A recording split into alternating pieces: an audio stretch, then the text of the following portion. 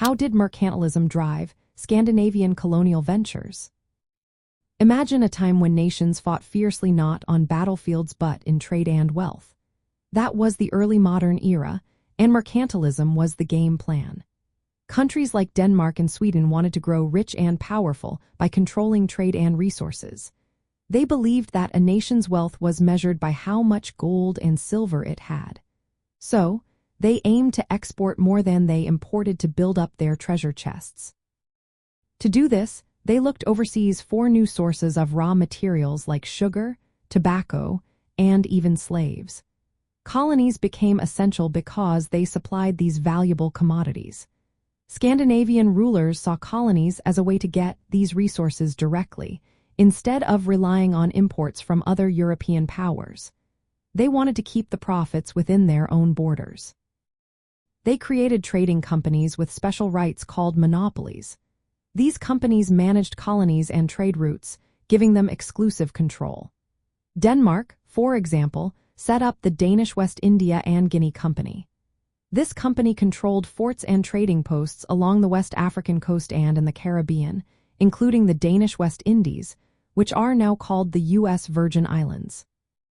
These colonies helped Denmark participate in the lucrative slave trade and sugar plantations, both highly profitable under mercantilist ideas. Sweden also formed trading companies like the Swedish Africa Company and the Swedish West India Company.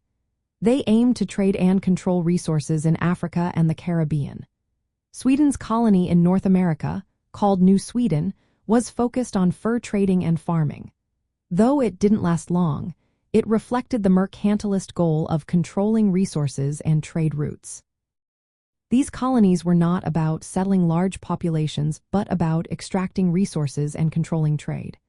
The raw materials shipped back to Scandinavia were processed into goods and then sold abroad. This cycle was meant to boost national wealth and reduce dependence on other European powers. The colonies also provided strategic ports and trading posts that helped Scandinavian countries compete with bigger empires like Britain, the Netherlands, and France. While these ventures had some autonomy, they operated within the mercantilist framework. The main goal was to maximize profits through trade monopolies, resource extraction, and involvement in the slave trade. The wealth generated from these colonies helped develop Scandinavian economies during the 17th and 18th centuries. So, mercantilism pushed Scandinavian countries to establish overseas colonies and trading posts. They saw these as vital tools to gather raw materials, control trade, and increase national wealth. These efforts were part of a larger European race for wealth and influence during the early modern era, with Denmark and Sweden trying to carve out their own share of the global riches through controlled trade and resource exploitation.